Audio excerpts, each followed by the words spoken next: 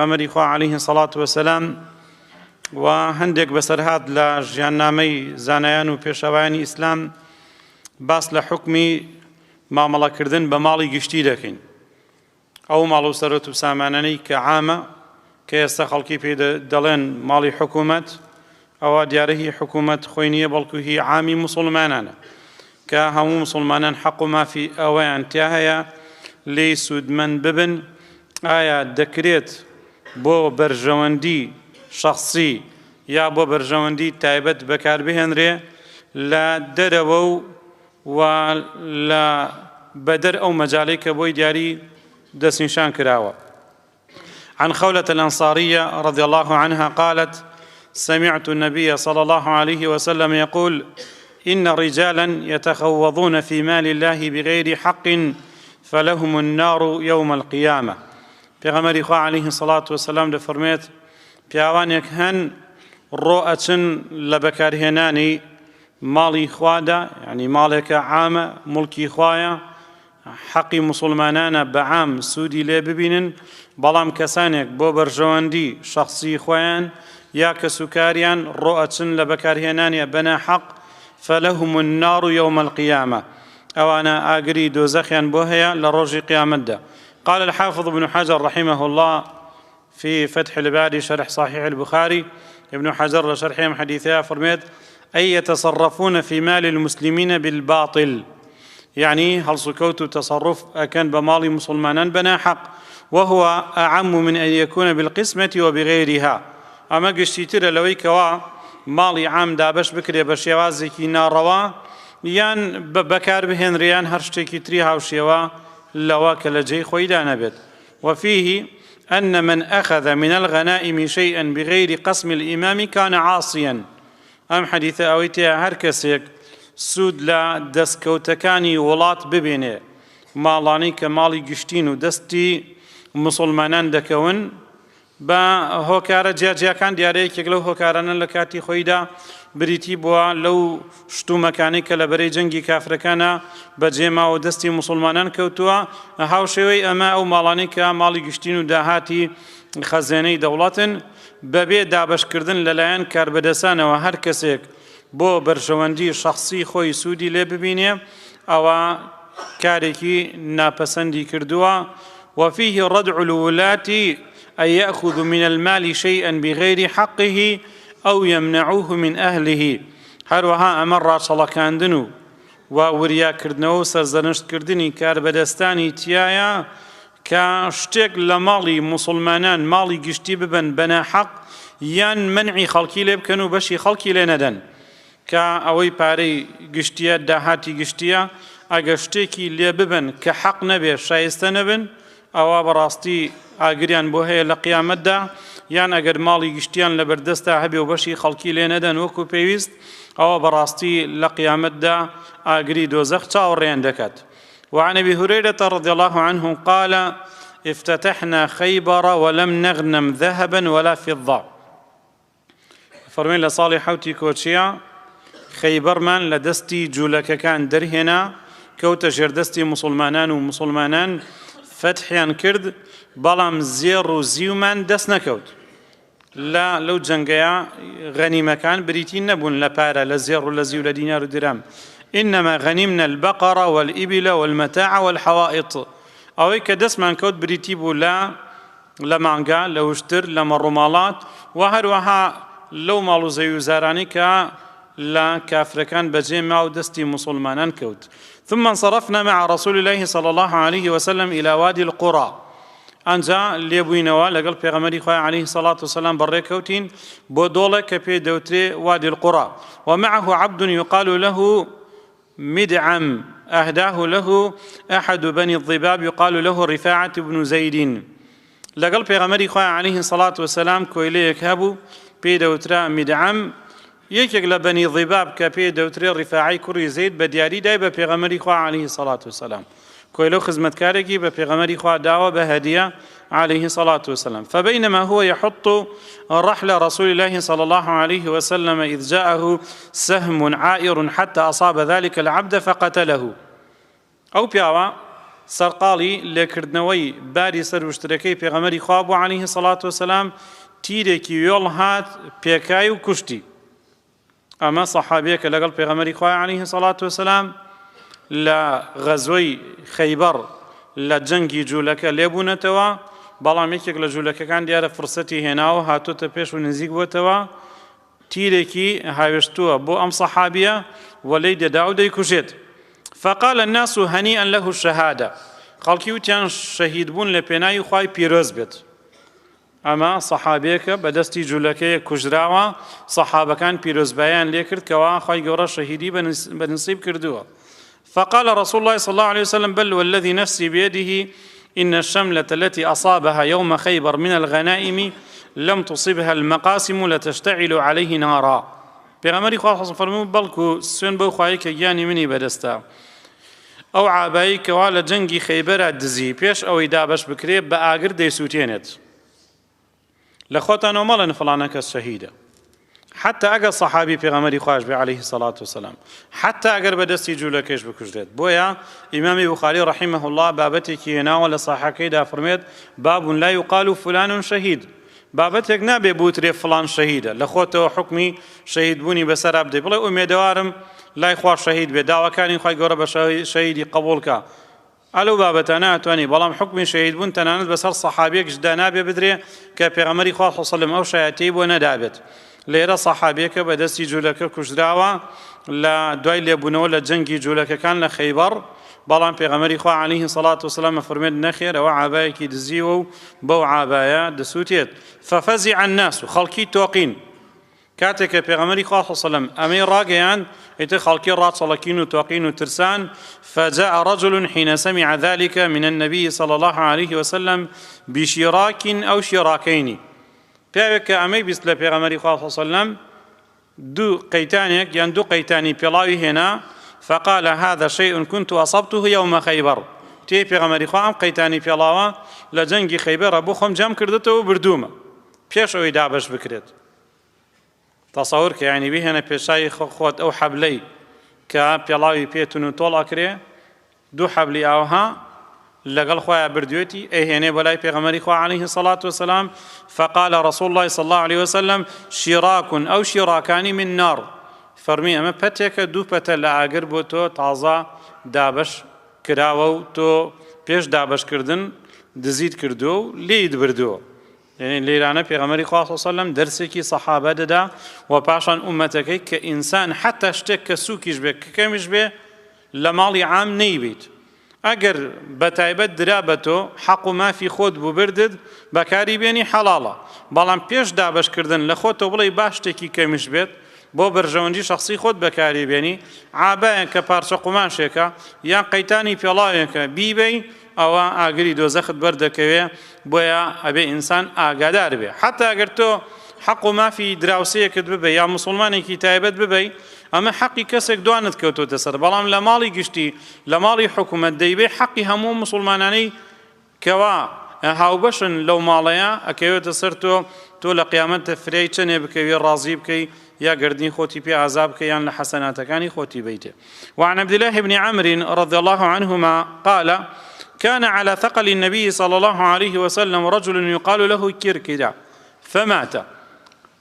باروشتومەکەکانی پێغەمبەری خوا عەلەیهی سەڵات وسەلام پیاوێک سەرپەرشتی دەکرد پێی دەوترا کیرکیرا، مرد. ئەم پیاوە کە خزمەتکاری پێغەمبەری خوا بوو عەلەیهی سەڵات وسەلام بەردەسی پێغەمبەری خوای کردووە دەمرێت. فقال رسول الله صلى الله عليه وسلم هو في النار، پێغەمبەری خوا حەسم فەرمی ئەو خزمەتکاری من لە ئاگری دۆزەخدایە. سەحابە ترسان، باشە بۆچی؟ ئەمە کەسێکە هاوڕێی پێغەمبەری خۆیان صلی الله عليه وسلم، خزمەتکاری پێغەمبەری خۆیان صلی الله عليه وسلم، بەڵام دەڵێ لە ئاگری دۆزەخدایە. فذهبوا ينظرون إليه، ڕۆشتن سەیرێکی شتومەکەکانیان کرد. فوجدوا عباءة قد غلها، بینیان عابایەکی دزیوە پێش ئەوەی دابەش بکرێ بەسەر موسڵماناندا. غلول بریتیە لە دزیکردن لەو ماڵ و سەرەت و سامانەی کەوا بەشی دەستی موسڵمانان دەکەوێ و پێش دابەشکردن بەسەر ئەو کەسانەی کە شایستن کەسێک بڕۆ شتێکی بەسیتی لێ ببا یا کەمیان تا زۆری لێ ببا، ئەوە یەکێکە لە تاوانە گەورەکان و دەبێتە هۆکاری ئەوەی کە ئینسان ئاوها پێغەمبەری خوا عەلەیهی سەڵات وسەلام بڵێ لە ئاگردە حتا مەگە سەحابی بێت عابایەکی دزیوە ئەو عابایش لە کافرەکانەوە دەستی موسڵمانان کەوتووە ئەی دەبێ تۆ هەڵوێستت چی بێ و مووقفت چی بێ لە قیامەتە لە ماڵێکە هی تێکڕای موسڵمانانە بەشی تۆ و خەڵکی تریشی تایە تۆ ئەچی بۆ خۆت بەکارێهێنی ئەوە بەڕاستی ئەبێ ئینسانی موسڵمان ڕابچەڵەکێ ئەو شتانەی کە عامن بۆ بەرژەوەندی تاکە کەسی خۆت لە دەرەوەی ئەو شوێنەی کە بۆی دیاری کراوە بەکاری نەهێنی ئەمە ڕاچەڵەکاندنی تایە بۆ ئەو کەسانی کە بەرپرسن و داهاتی موسڵمانانیان لە ژێر دەستە کاتێکە لە بەردەستی تۆیە تۆ ئەمینی و ئەوە ئامانەتە لە بەردەستی تۆیە دەبێت لە شوێنی خۆیان لە جێی خۆیان بكاري بيني هذا واستغفر الله لي ولكم إن الله هو الغفور الرحيم بسم الله الرحمن الرحيم الحمد لله رب العالمين والصلاة والسلام على رسوله الأمين وعلى آله وصحبه ومن دعا بدعوته وتبعهم بإحسان إلى يوم الدين قال سفيان بلغني أن عروة بن محمد بن عطية السعدي لما دخل اليمن قال أم بيوتساكا كناي عروي كري محمد السعدية دەکرێتە کار بەدەست لە یەمەن کاتێ دەچێتە ناو یەمەن بە خەڵکەکەی دەڵێ يا أهل اليمن هذه راحلتي فإن خرجت بأكثر منها فأنا سارق أي خەڵکی یەمەن ئەوە وشترەکەمە لەگەڵ خۆمە هێناومە لە کاتێکدا کە یەمەنم بەجێهێشت گەڕامەوە بۆ وڵاتی خۆم ئەگەر زیاتر لەم وشترەم پێ بوو ئەوە بزانم من دزم يا أهل اليمن هذه راحلتي فإن خرجت بأكثر منها فأنا سارق أو اشتري من شي لسرع يساعتون بنيوتان دوي أو كإيشو كارم طاوبو وقرامو بوشوني خوم أقل لما زياترم بيبو أو كاتب بزانا من كسيكي دزم وقال علي ابن المديني رحمه الله ولي عروة ابن محمد على اليمن 20 سنة أم بيعو بيصال سرپرشتیاری یمن بووە کاربەدەستی یمن بووە وخرج حين خرج ومعه سيف ومصحف کاتێک کە یمن بەجێ دێڵێت تەنها شمشێرێک و قورئانێکی پێیە ئەو شمشێرەی کە لەگەڵ خۆیان هێناوێتی و ئەو مصحفەی کە هێناوێتی تەنها ئەوەی پێیە و هیچی تر لەگەڵ خۆیان نابەت بۆ لەبەرەوەی لە خوای گەورە ترساوە هیچ شتێکی بۆ خۆی جا نەکردوێتەوە لە ماڵی گشتی بەتایبەت بۆ خۆی بەکاری بێنێ و لەگەڵ خۆیدا بیبات و زانرایوشە کە پێغەمبەری خوا عەلەیهی سەڵات وەسەلام کە وەفاتی کردووە بە قەرزاری مردووە هیچ لەو ماڵ و داهاتەی کە لە بەردەستیا بوو بۆ خۆی و خێزان و ماڵ و منداڵی لی کۆ نەکردوێتەوە و لە بەرژەوەندی خۆی و خێزان و ماڵ و منداڵیدا بەکاری بێنێ عەبدوڵای کوڕی عەباس رضي الله عنهما دەفەرمێت توفي رسول الله صلى الله عليه وسلم ودرعه مرهونة عند يهودي ب30 صاعا من شعير أخذه طعاما لأهله پێغەمبەری خوا عەلەیهی سەڵات وسەلام کاتێک کە وەفات ئەکات قەڵغانەکەی بەڕەهن بە بارمتە لای کابرایەکی جوولەکەیە کە 30 صاع کە هەر ساعێک ئەگەر 2 کیلۆ و نیو بێ ئەوە دەکاتە 75 کیلۆ جۆ 75 کیلۆ جۆی بۆ خێزان و ماڵ و منداڵەکەی بە قەرز هێناوە بیکاتە ئارد و بیکەن بە نان و بیخۆن و کە دەمرێ پێغەمبەری خوا صلی الله علیه و سەلەم قەرزارە و قەڵغانەکەیشی لای کابرای جوولەکە بەڕەهن دانراوە لەم سەردەمەیە یەکێک لە زانە ناودارەکان بریتیە لە شێخ عەبدولموحسن العەباد کە محەدیث و فەرموودەناس و زانای مەدینەی پێغەمبەری خوایە عەلەیهی سەڵات وەسەلام لە ساڵی 1406 کۆچیەوە دەستی کردووە بە وتنەوەی دەرس و وانەی شەرعی بەتایبەت شەرحکردن و لێکدانەوەی فەرموودەکانی پێغەمبەری خوا عەلەیهی سەڵات وەسەلام تاوەکو ئێستەش بەردەوامە چەند ڕۆژێک پێش ئێستا کۆتایی بە شەرحی صحیحی بوخاری هێنا صحیحی بوخاری و صحیحی مسلم و سونەنی ئەبوو داود و ترمذی و نەسائی و ابن ماجەشی شەرح کردووە لەگەڵ چەندین کتێبی ترە هەر 6 کتێبەکەی سەرچاوەی فەرموودەی پێغەمبەری خوا عەلەیهی سەڵات وەسەلام لە ماوەی ئەو 35 ساڵەیە بە تێر و تەسەلی و بەوردی شەرح کردووە خوای پەروەردگار بیپارێزێت و بۆ ماوەی 50 ساڵی ڕێک لە جامیعەی ئیسلامی لە زانکۆی ئیسلامی لە مەدینە مامۆستا بووە کە زانایان باسی دەکەن لە 2/6 ساڵی 1380 کۆچی دەستی بەدەوام کرد و یەکەمین وانەیش لەو جامیعەیە وتراوەتەوە دوای دروستکردن و دامەزراندنی ئەم وانەی تیاوتۆتەوە هەتاوەکو 2,6430 کۆچی کە 10 ساڵ پێش ئێستەیە تەقاعود کراوە و ئێستا لە مزگەوتی پێغەمبەری خوا صلی الله عليه وسلم دەرزەڵێتەوە. سەبارەت بە خۆپارێزیکردنی ئەم زانایە و خۆ بە دوورگرتنی لە بەکارهێنانی ماڵی گشتی زانایە قوتابیەکانی و ئەوانەی کە لێیەوە نزیکن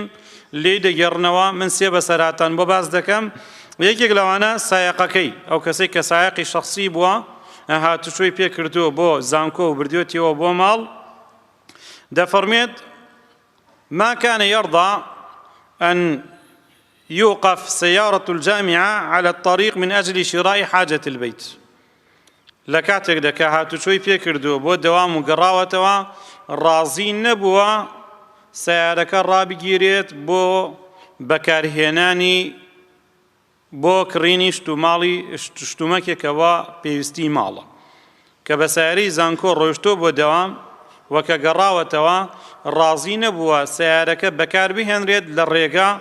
شتومەکی ماڵ بسێنێ و بیباتەوە لەبەرەوەی ئەم سیارەیە سیارەی حکوومەتە سیارەی زانکۆیە ئەم بۆ کاری شەخسی نابێ بەکاری بهێنێت. وهروها دەفەرمێت لما انتهت رئاسة الشيخ للجامعة الإسلامية التي تولىها بعد سماحة الشيخ ابن باز رحمه الله دعي وفاة الشيخ ابن باز ما بيت سروكي جامعي إسلامي دوایەوەی کەوا داوامەکەی کۆتایی پێتێ کە 50 ساڵە لەم زانکۆیە مامۆستایە ئەفەرمێ ڕەئەیت الشەیخ واقفا ئەسفەل لە خوارەوە بینیم شێخ وەستاوە ينتظر و چاوەڕێی دەکرد کە سیارەیەک بێت هەڵی بگرێ فمررت عليه بالسيارة كالعادة لأوصله إلى البيت ئەڵێ وەکو ڕۆژانی تر بەلایە تێپەڕ بووم و وەستام بۆی بیگەێنم بە ماڵ وەکو ڕۆژانی پێشتر فأبى الركوب وتي من سوار نابم وقال ما دريت أن أنا قد انتهيت من مدة رئاستي وقد أرسلت إلى ابني يأتيني ليأخذني تباشا تنازاني وظيفي من ليرة طواب وأمر من تقاعد بما يتربهم نية سعري زانكو بكار بينم بيبرومو بومال بو يجاو جاب من أردو كراكم بيت بشوين ما بسعري كراكم برومو بومال 50 ساڵە لەو زانکۆیە مامۆستایە و مدیری جامیعیش بووە سەرۆکی زانکۆش بووە کاتێک کە تەقاعود ئەبێ ئاخر ڕۆژ ڕازی نابێ سایەقەکەی بە سیارە بیگەێنێتەوە بە ماڵ لەبەرەوەڵێ من وەزیفەم لێرە تەواو بۆ حەق و مافی ئەوم نییە سیارەی حکومی بەکاربێنم بۆ گەڕانەوە بۆ ماڵ. واروها شێخ حەماد الئەنساری کە یەکێک بۆ لەو مامۆستایانەی کە لە جامیعەی ئیسلامی دەرسی وتوتەوە دەگەڕێتەوە کاتێک کە بۆ نمونە ڕۆشتۆتە ژووری مدیر پێویستی بە قەڵەمێک هەبووە شتێکی پێ بنووسێت کە داوای قەڵەمی لە مدیر کردووە پێی وتووە ئەگەر بۆ شتی شەخسی خۆت بەکارهێنی ئەوە قەڵەمەکەی گیرفانی خۆمە قەڵەمی خۆمە دەدەمێ شتی پێ بنووسی بەڵام ئەگەر بۆ کاروباری جامیعەیەوە قەڵەمی سەر مێزەکەمەوە بیبە شتی پێ بنووسە. سیرکە چەند ورد بووە ئەگەر بۆ کاروباری جامیعەیە شتە نووسی بۆ قەڵەمە قەڵەمێکە تۆ لە کەسێ وەری بگری لەوانەی ناوێت ژمارە شتێکی پێ بنووسی و خێرا بیدەیتەوە یان ئەریزەیەکی پێ بنووسی و پەڕەکەی کە لاپەڕەیەکە پێی وتووە ئەگەر بۆ کاروباری جامیعە بەکارهێنی ئەوە قەڵەمی سەر مێزەکەم بەکاربێنە بەڵام ئەگەر بۆ کاروباری شەخسی خۆت بەکارهێنی ئەوە قەڵەمی گیرفانی خۆمت دەدەمێ. ئەو پیاوانە لەم زەمانەیشە ماون بۆ ئینسانی موسڵمان دەبێ وریا بێت ئەو شتومەکانی کە ماڵی گشتین ئینسان وریا بێ بەکاری نەهێنێ و خۆی لێ بە دوور بگرێ بۆی لە قیامەتە بەرپرسیار نەبی و پێغەمبەری خوا عەلەیهی سەڵات وسەلام دەفەرمێت دع ما یەریبوکە ئیلا ما لا یەریبوکە دەستبەرداری شتێک ببە کە گومانی لێ دەکەی بۆ شتێک کەوا گومانی لێ ناکەیت شتێک کەوا گومانیشی لێ بوو دەزانی بۆ تۆ حەڵاڵ نییە مەترسی تایە بۆ قیامەتت ئەوە وازی لێ بێنە شتێک بەکاربێنە کە حەڵاڵێکی پاک و ڕوونە داواکارین خوای گەورە ئیسلاحی حەڵمان بکە و موفەقمان بکە بۆ کە هەموو کارێکی خێر وە لە حەرام وە لە تاوان پەنامەم بدە.